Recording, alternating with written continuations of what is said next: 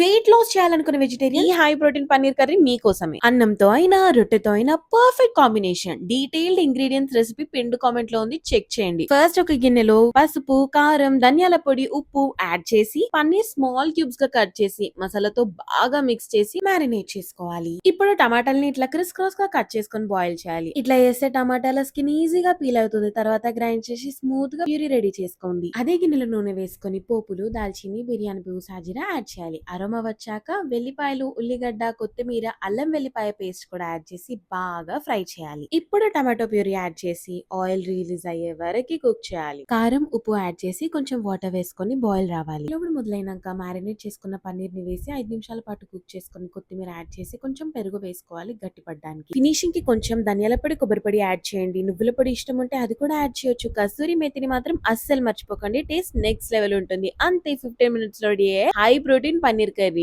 ఇట్లాంటి healthy and tasty రెసిపీలకు follow అయిపోండి the Telugu food.